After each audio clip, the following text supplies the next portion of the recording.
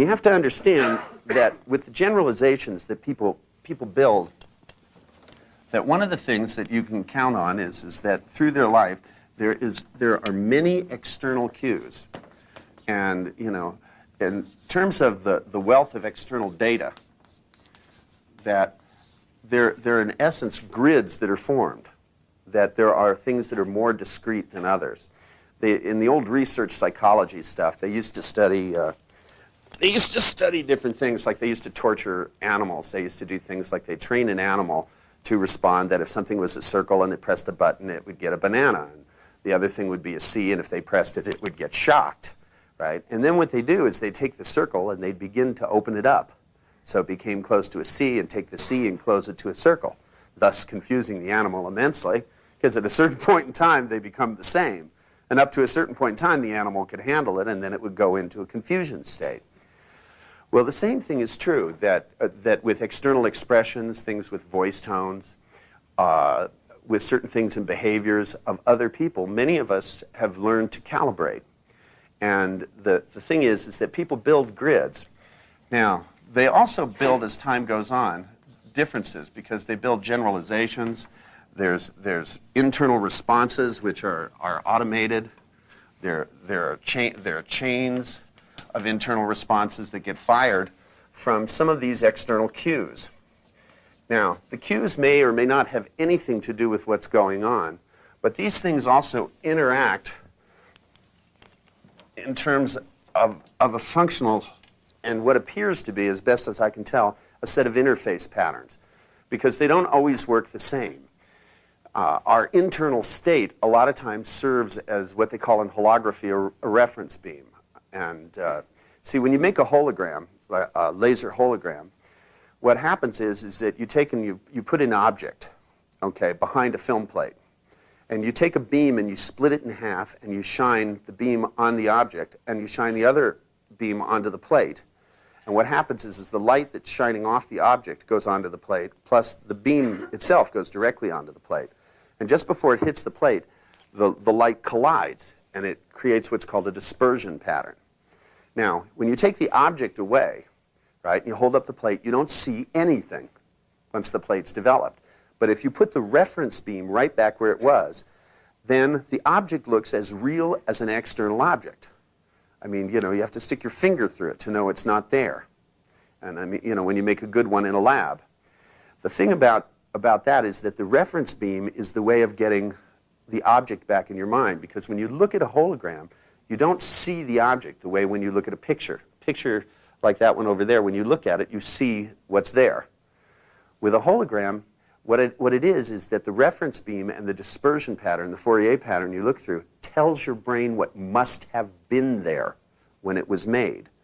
And if you take the hologram and you crack it in half, put the same reference beam, you see the same whole object. You don't see half the object.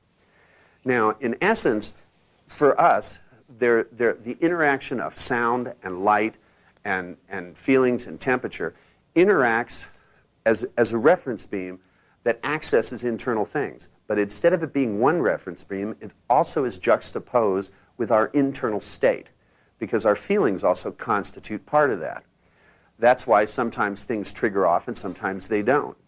Now, for me, when I'm dealing with change, one of the things that I'm also dealing with is building in essence in people something that's a profound enough altered state that whatever altered state they automatically go into that gets in their way, like a phobia, I want to build a state that intercepts it or precedes it, because I want the same cues to trigger off something before the fear.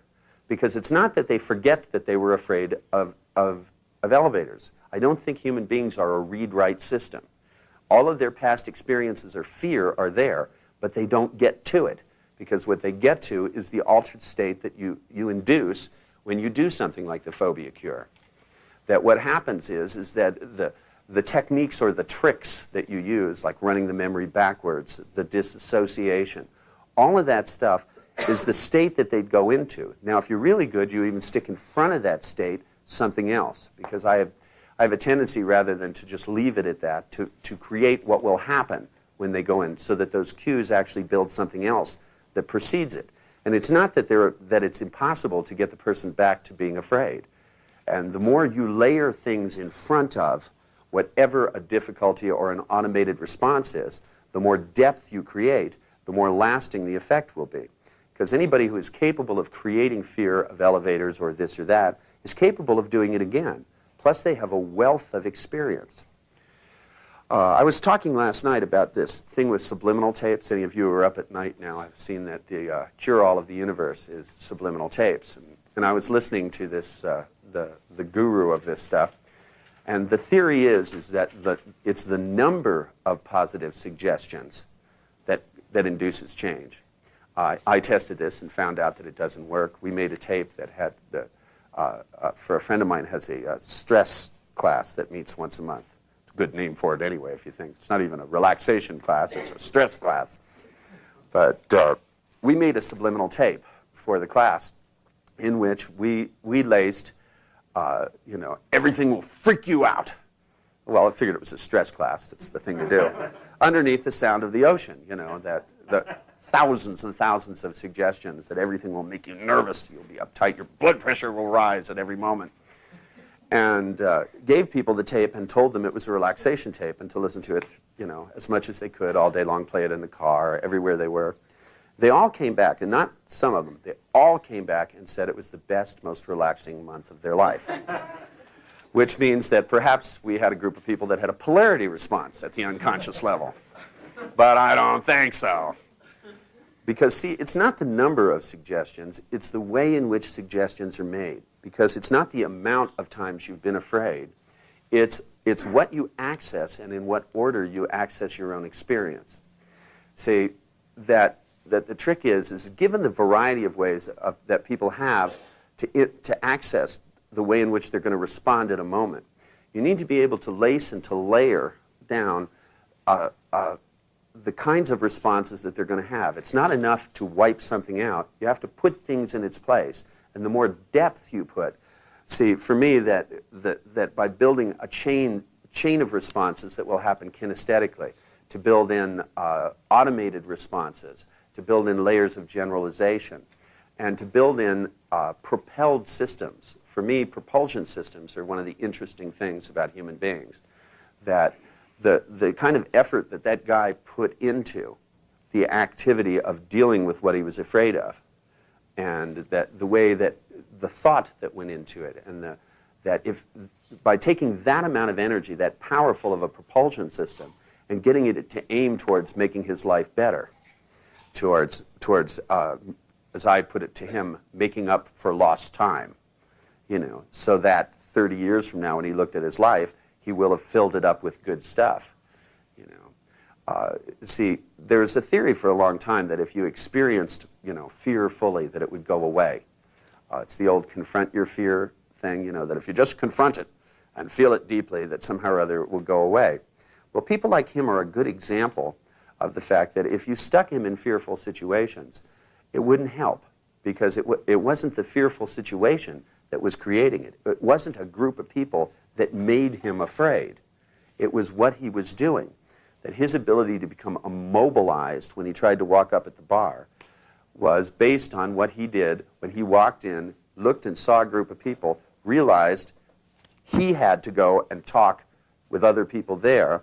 It actually, because I asked him, I said, how long did it take? And he said, well, it didn't take long to get afraid. And it doesn't. And he's mastered it, and he can do it quickly. Now, if I was sitting by myself, he wouldn't have bothered. But if instead, because I said, think of all the things you didn't scan that group for. And he went, what? Now, this is a good response to get from clients, because a lot of times I'll say, just repeat what I said, because there are certain things that I delineate are not within the scope of the study. And we've tried an experiment during the practitioner course of getting people to just change the way they said things. And we found out there were some people just couldn't say it certain ways. Like we had in my group, I had a lot of real estate people. And one of them said, well, that they found out, that they can get people to want to buy a house, but it's too expensive. And if I said, well, is there one you can call? And the guy said, well, he said, I could call 100 of them. And I thought, well, he's exaggerating, until I found out how much real estate the guy owned, 600 pieces in San Diego alone. He don't have any trouble buying real estate. It's Robert Allen's top student. But I said, if you take one of these people, and what you do is tell them that you want them to say, the house is too expensive. I said, just have them say that to you. And so he called up this guy on the phone, and he says, okay. He said, you know that house I showed you? And the guy said, yeah. He said, I want you to tell me it's too expensive. The guy said, well, the house is too expensive, but I want it. Now, that's a change in direction. Now, and in fact, then the guy started calling him on the phone, wanting to buy the house. Because you see, if you start in one place, then you lead to another. And it's not just a polarity flip-flop back and forth, because you can flip-flop back and forth. But when you set up a direction, and it sets up what becomes a primary focus. See, whereas the guy goes, I want the house, but it's too expensive, it creates an end. Whereas if the house is too expensive, but I want it, then you start doing things about changing what your payments will be and what the cost is. One puts things inside the scope of the study. By changing the way you think about things and the way you talk about things, it changes what you're capable of doing. Now, the exercise you just did, to me, the next step in it, and which we don't have time for, so we won't do, has to do with taking that kind of an attitude and then layering more things onto it, so that you can layer onto that state things about being ferocious, that you can layer on top of that things about being more intrigued, especially building for yourself. Remember the belief stuff? You guys remember how you build a belief? Do you guys know how to build a belief? Well, you know you have beliefs, right? You guys read Using Your Brain for a Change? Try it sometime. You're not supposed to just read the words. Okay. Yeah, I read the book. I know that. Okay. If you can change a belief from one to the other, as soon as you know what the submodalities of a belief are, you can build one. All you do is you take the submodalities and you decide what you want to believe and you put it in there. Now, one of the beliefs that I find to be extremely useful is the belief that people work perfectly. There's nothing wrong with them.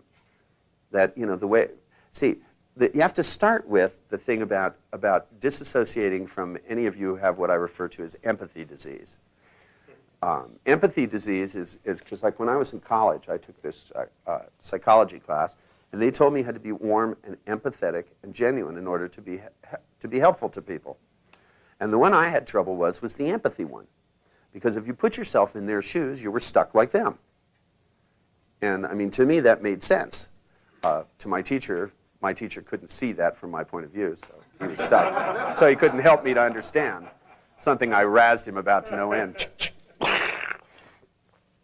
Now, the thing is when you do switch referential index with people, where you put yourself with their limitations and feel their plane, then you feel how it would be unpleasant to work a certain way.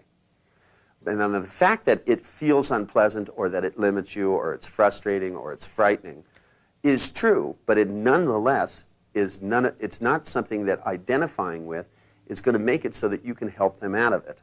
The fact is like, I know how terrified this guy was I worked with. I also know I don't want to live that way. I want to have nothing to do with it. I don't want to live that way, but I knew out of the gate I didn't have to. Now that means I'm free. And a lot of people don't build that into themselves, that, you know, when a client comes in and tells me how horrible things are, my response is, God, I'm glad I don't have to live that way. And people think that's callous. Well, I think it's the only foundation from which you can help them at all.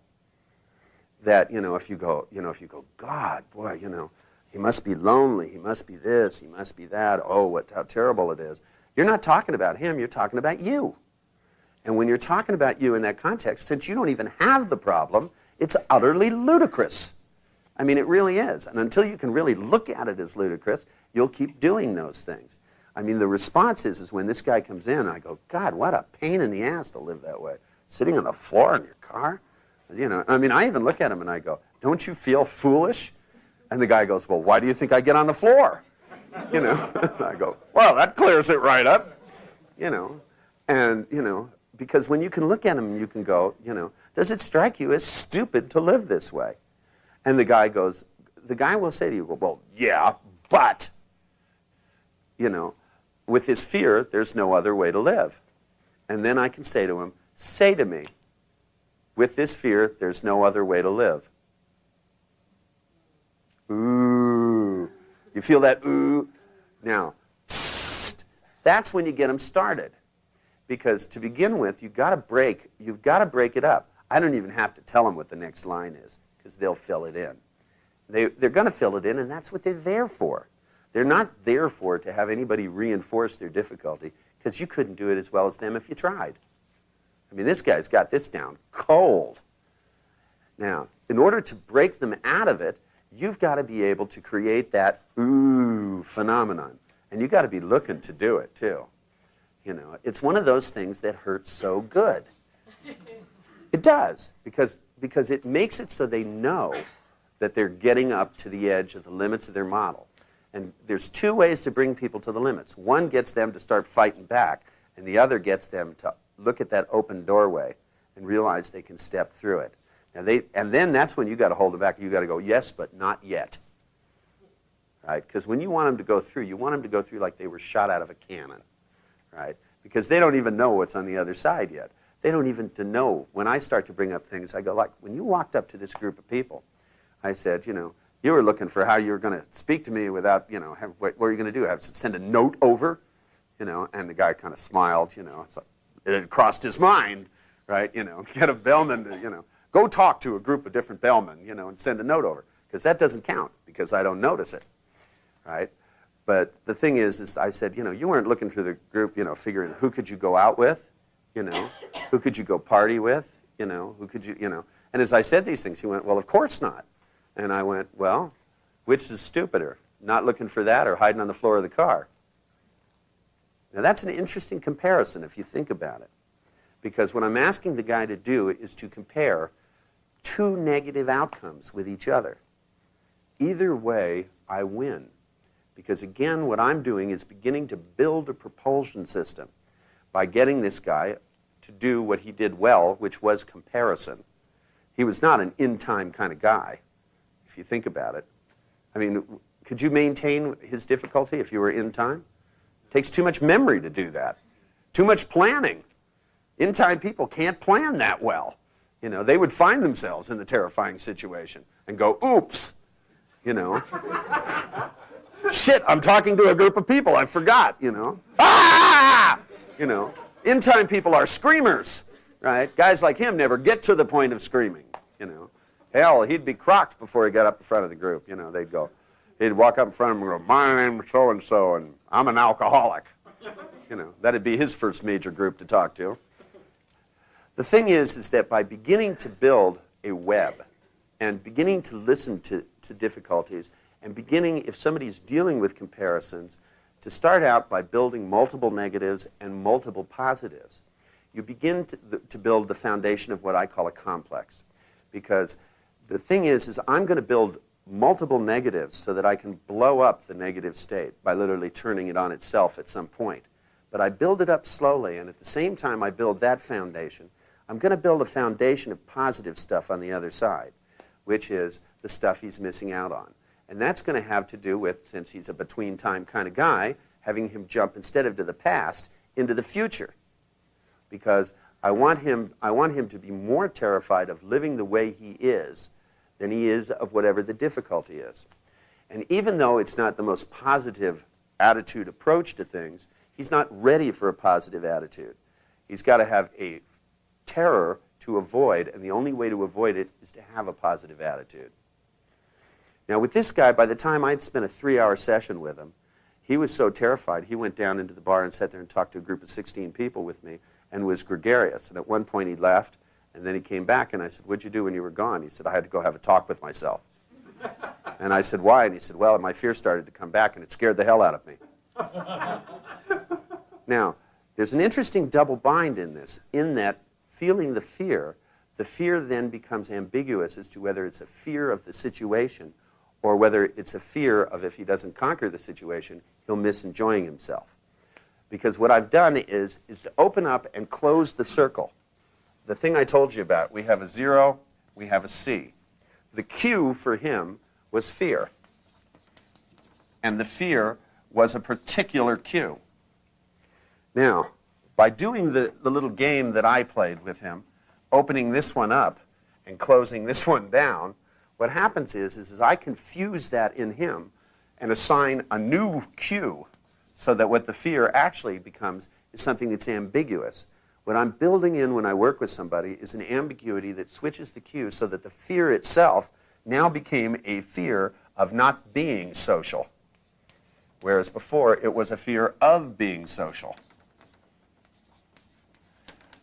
So that the same kind of a trigger now triggers off a whole other propulsion system. So that, yeah? So you're utilizing his away from strategy, but in doing that, you're also building towards, because he's, on another level, he's wanting to go towards what he's missing. Right? He has to. Right, so, you're not only utilizing the away from. Well, you have to be careful with it. I am utilizing it, but utilization is a big word. I'm telling you how I utilize it, okay? And one thing I want you to watch here is I don't want you to categorize things, because I find that people learn these NLP terms, and they use them to not think, right? They go, oh, that's utilization, and they lump it all into utilization, instead of sorting utilization out. It's the way in which it was utilized that's important. The important distinction is what's different about this utilization than other utilization. And the difference falls down to that I'm taking the same internal cue. It's the same external situation, right? It creates the same internal response, fear, right? External situation, many people. Internal state, fear, okay? Generalization, fear is of external situation. I changed that to fear is of avoiding external situation. But my point was also that in using the fear and building a fear, you're also building a want in him that's stronger than he's had before, right? Yes, I am. And that's because that's exactly what I want to do, is to build in desire. Right. Yeah. And see, the thing is it isn't that people are just moving away or moving towards. It's not that simple. They're doing both always at the same time. And it's a question of what they're doing with which. I mean, you can say he's moving away from groups, or you can say he's moving towards, safety, right? You can say he's moving away from fear, or you can say he's just moving towards loneliness. I mean, you can do it as a description. The thing is to be able to take the metaprogram distinction without changing the distinction itself in him, and to be able to make it so that it creates an ambiguity in the situation that makes him propelled towards behaviors. So that, and the difference is he was moving away from the past. That's fine. I want him moving towards the future, which is what he was kind of doing anyway. That's why he was going to all the damn therapy. I mean, you'll find that people are moving towards the future. They're just not good at it. And I don't mean that. I mean, it's fine for them. I don't want to live that way. And if they work with me, I know they don't want to live that way, or they wouldn't be here. And so what I'm trying to do is to create a context. And it's not something that's done simply or in the sense that it's just one piece. It's being able to line up a series of pieces and punch them all at once. And then it gets down to, to sometimes with instructions. I mean, with him, I gave him a list of homework a mile long. 3 pages of things to do. And, it's like, I love this. He had bought, when he got such good results from the book, he bought Using Your Brain for a Change, I think, or Frogs and the Princes, I forget which. And he had, quote unquote, fixed himself so much. The next thing he did is he bought every book and every videotape. Okay. And he looked at a lot of them, but there was a couple that he didn't look at. For example, the flirting tape. He had it there, but he didn't open it. Right? And one of the things he said, at the end of his session is he said, "Do you think I'm ready for the flirting tape?" And I said, "I think you've been ready for it for years." I said, "But if you watch it, you have to try everything that's on it. You have to watch one thing and go try it, and then watch the next thing and try it. You can't watch the whole film." And he looked at me like that made sense. Which clients do that, which has always amazed me. But that's the way they are. Did you like the little exercise we did this morning? Okay, well, one of the things about it is that that's not enough. As you know, my policy is too much is not enough. But one of the things that I try to build in people is I try to build a broader range of response from a state.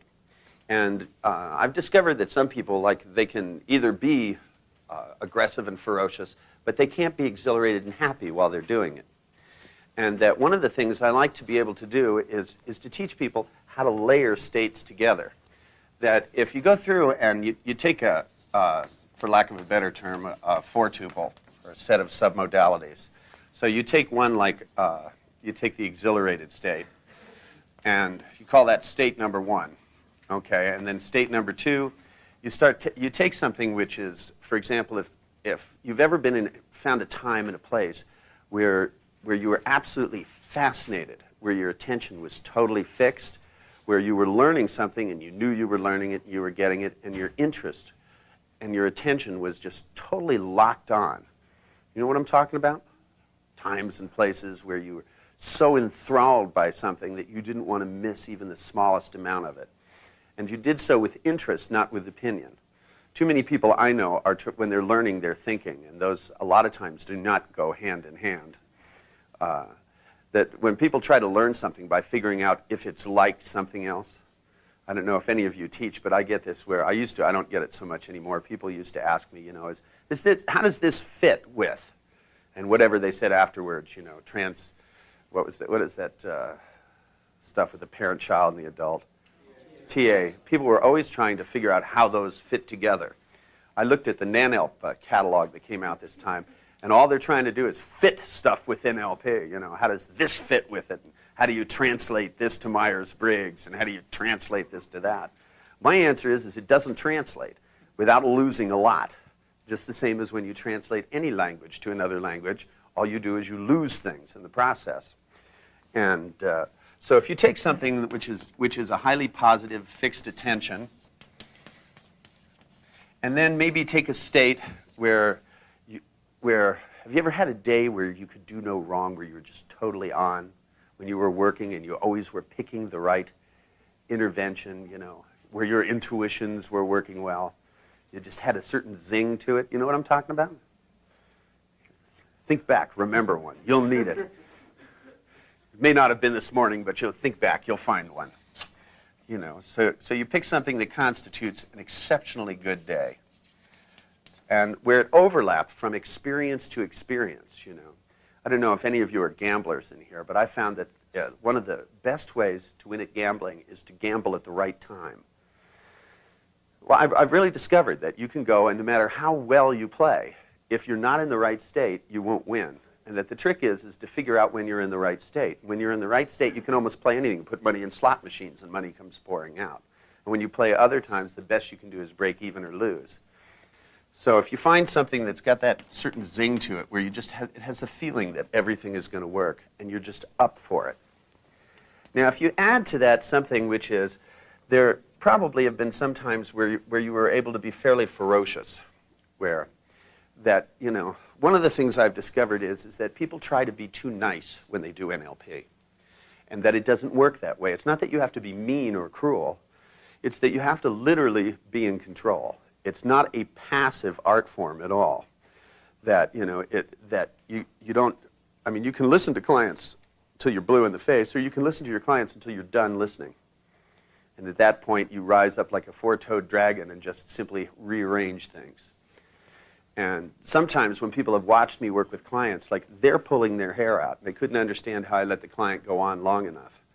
But to me, I'm stringing them rope. I'm going, here, take this rope. I want you to tie it right up here. Is it good and tight now? Does that not slip freely? Because what I'm doing is looking for the kinds of things that allow me to take both ends of a spectrum and to change the way that they respond to experience, and to make it so it's more pervasive. So it builds in me a kind of ferociousness that's connected with patience. It has a thoroughness to it, has a determination, and it's like I don't let them ramble on, I make them answer my questions. And sometimes, I don't know if you've noticed, clients, a lot of them have a story. And they won't be happy till you tell them the story. And a lot of times I interrupt the story because I make it so that until they answer my questions, I won't let them tell me the story. And when I get that message across that what their job is, and I always tell clients that they have a job. Their job is to do what I say and answer my questions. It has to do with the ability to be firm with clients. Because if you seem and project uncertainty to them, then, you see, your nonverbal communication is as important. See, to me, that the importance of learning the Milton patterns themselves is so that you start out every session as a hypnotic induction. That, I mean, right out of the gate, I'm altering people's state. I'm building in everything that I say has presuppositions connected to it. That, you know, as you change yourself, when you change yourself, there's never a question of if.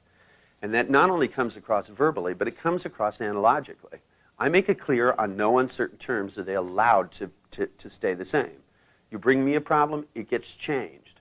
If you decide halfway through you don't want it changed, you're still going to have to come back next time and get me to change it back. That on no uncertain terms, you hire me to do it, I'm going to do it, and it's going to get done, it's going to be done my way. And because a lot of people, one of the reasons they're stuck as they are, is that they've decided what will change them. I mean, I have people come in and they go, I want you to use hypnosis to change this. And that's probably then the only thing I won't use. Because typically, if they knew what would change them, then they wouldn't be stuck the way they are to start with. And certainly, they would be the least qualified to know what techniques to use. Because it's they're trying to run a session, which has probably got them in trouble in the past. And that to me, I run it like a trance, and I want it done my way and in the order that I want it. Because the order in which you do things is as important, if not more important, than actually what you do. I mean, there's lots of different ways to fix a phobia or anything else. But the most essential ingredient has to do with the way you package the whole session in terms of how it's going to affect their behavior in the future. Now, but if you take and find an experience of ferociousness, now what we're going to do is I want you to take the same kind of technique that you did before, only instead of taking just the, you know how you placed the one thing on the timeline and stood behind it, looked through it, stepped up to it, and then pushed it forward? Well, this time what I want you to do is first we're going to do is I want you to go through and elicit these. And you don't have to go into great detail, just enough that the person would know what it's like to look through the submodalities. So that if they did the same exercise you did last time, they would be able to replace it with each one of these four. Now, I want you to really make sure that when you elicit these experiences that you get primo examples. The purpose of elicitation and the skill in it is always going to be based with your analog. You have to think of elicitation as a very short trance in congruency. That's in space congruency, okay? Not incongruency. Because when you talk about a time and a place where people were really ferocious and able to be in control and felt powerful and like they knew what they were doing, that when you elicit that from somebody, you want all of your nonverbal, your tone of voice, your analog to help them to access prime examples of it.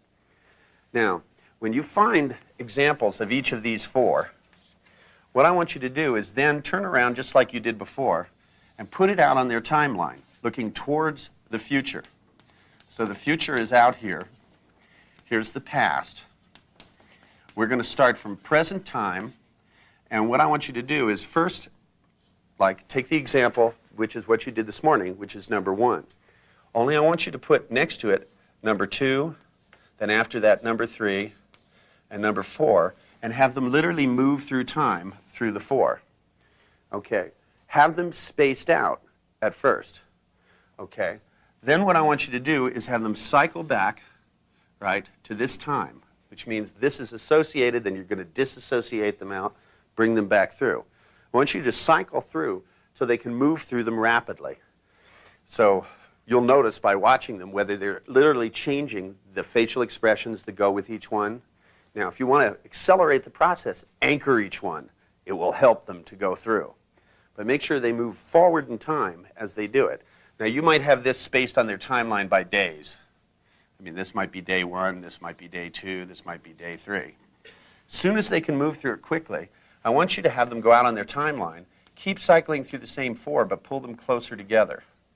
So that it's 1, 2, 3, 4, and then closer together until they all end up in the same place. And keep going further out into the future as you do it. Now, what this does is literally layer yourself together a new kind of a response where all of these things are operational at once. This builds you a new state. Does this make sense? Yes? Good. That's one you did this morning. Fill in the blank. See, it's also not essential that you use the same responses I'm talking about. Exercises and workshops are only examples.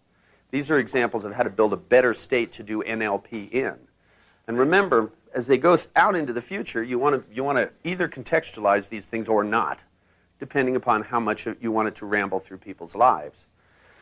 See, if you're dealing with somebody, let's say you have a client that's a total wimp, right? Comes to you, and goes and says, so everybody pushes me around, and you go, what? And they go, nothing, that sort of a thing, where you want to build some chutzpah into it. That as you begin to take a technique like this, where you layer together 3 or 4 different types of the most ferociousness you can find in them, might be that they're only ferocious with a goldfish, or might be able to push their dog around, They might be tough with their children, but not with other adults. They might be able at work to be tough with their employees, but when it comes to women, they're a total wuss. That as you want to build it in, you want to, as you go future, contextualize because what you're doing is taking different sets of submodalities. Submodalities, remember, is the simultaneous representation. Strategies is the sequential representation. What we're doing here is using time as a variable to literally first build a chain and then to compress that chain into a single state. Because what we're doing here is building a new and better state. Because somebody said in here when we were doing the last exercise that they could get into the state of exhilaration, but they couldn't talk when they were there. So like with that person, we might want to throw in a number 5, which is being chatty. Have you ever felt like you just had to talk? Sometimes you get so excited that you just have to talk. You guys know what that's about. So with that person, you want to add that dimension in. Now you might, with your partner, ask them what kind of dimensions they feel they need more of when they're doing this kind of work. For example, you might want to make number 5 a sense of humor.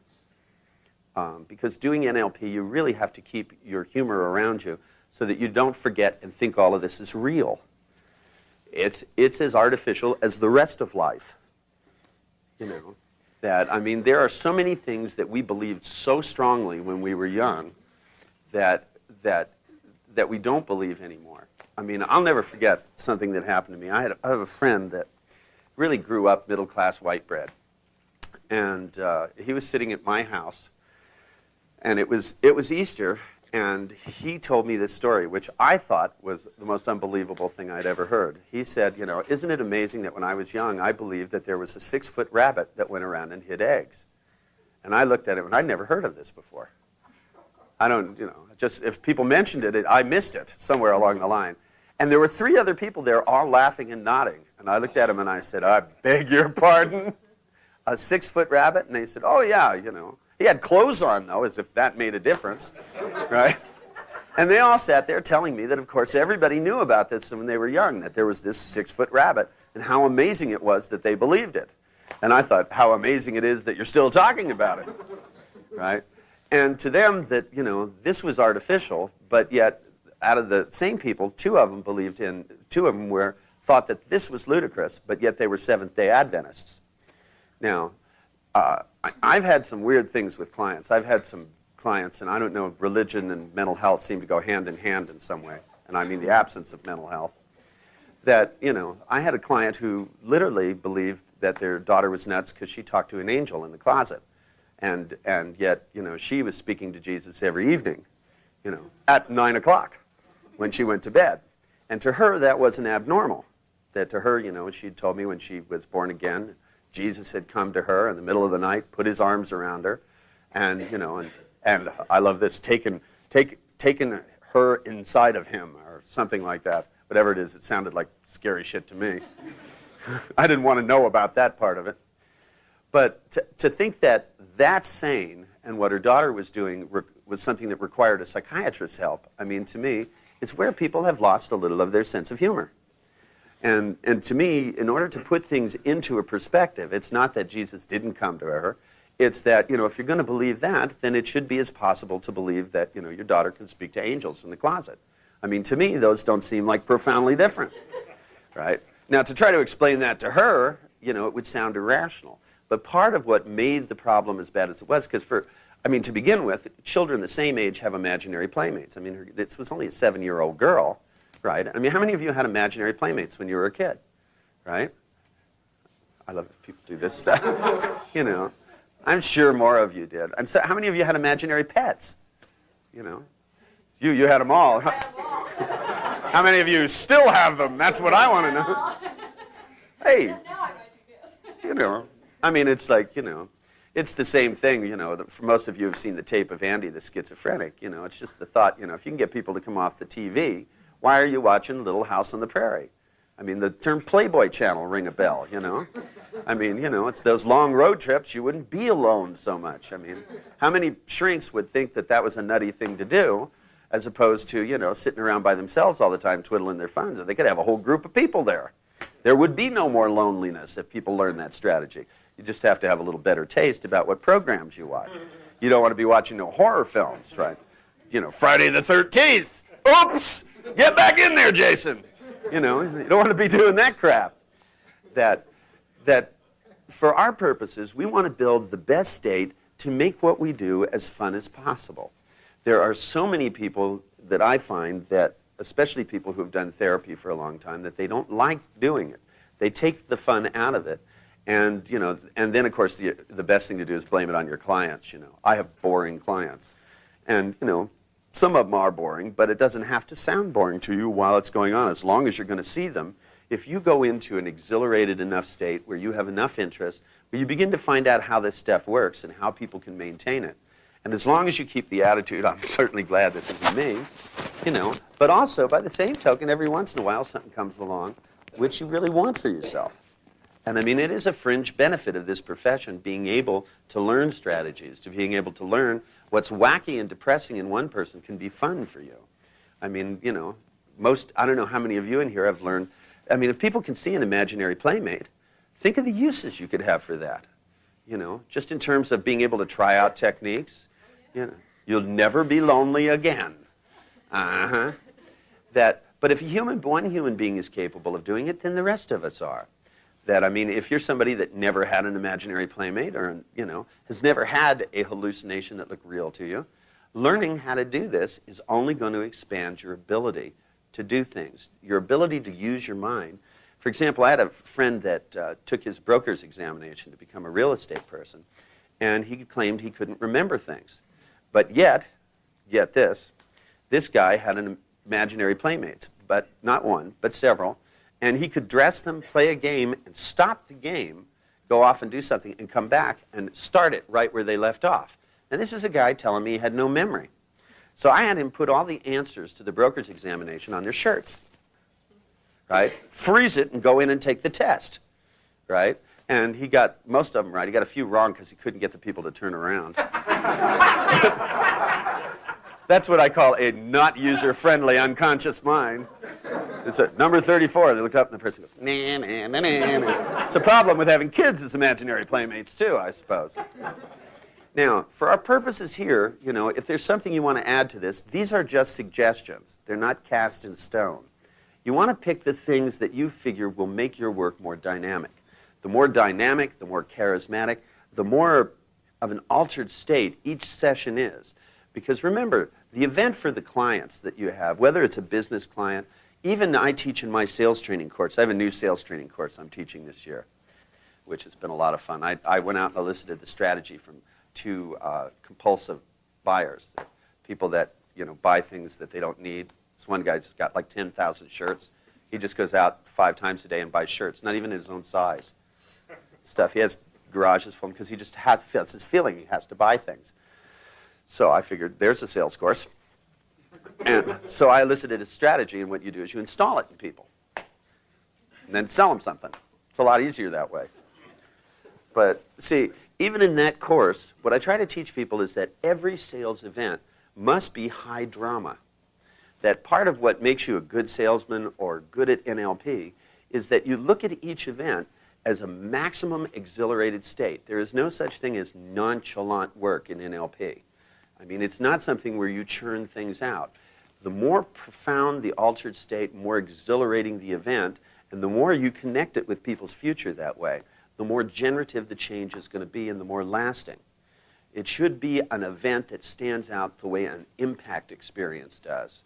It's unforgettable, unless you give them amnesia, of course, but it should still have the same amount of power. Because the thing is if you, every session, no matter what you do, is going to be an altered state. And if it's a mundane altered state, those are the ones people have amnesia for. And when you have to remind clients that they changed last time and they did all right, and they squint their eyes like this, it tells you that there was not enough drama. And it's part of your job is to create that drama and that stimulation that creates the affect that makes it work, makes it last, makes it stimulating. It also makes it more fun for you in the long run, and your longevity in this business will last. Then you won't end up going, I hate going to work, you know.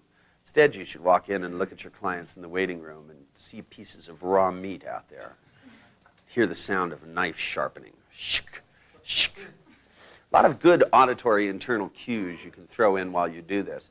If you find when you elicited with your partner that there wasn't a lot of high-powered auditory, throw in some of that stuff. Remember, you don't have to stick with just the submodalities they had. You can use existing anchors, sounds, just like when we did the thing last time where you did the submodality shift and had the sound of the bolt slamming shut. You guys remember that? Were you here last time? And you don't remember it. It's really slammed in your mind, huh? Shut the bolt, what did it do? Take all my memories and have 2 steel doors closed. Now, what was that we did? That being able to add naturally existing auditory anchors is always going to amplify things. Remember, we don't care what system is their primary system. That's only a way to establish a rapport. It's not the way to maintain it. You want to build people out so you're operating in every system. So you can not only anchor these things, you can add naturally existing auditory anchors that stimulate and bring things up so that you build a heightened experience. Then you stack them out one in front of the other so that they run through them in the way that builds a natural chain.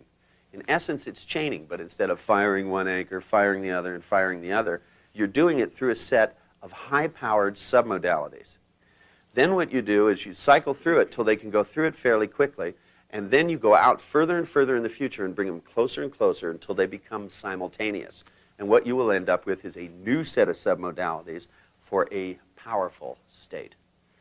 Okay, grab yourself a partner, the same one if you want, or a new one, and power through this. And remember, when you do this, the timeline stuff, have them move and the timeline stand still, which means you may have to stand them up and move them around. Okay, go for it.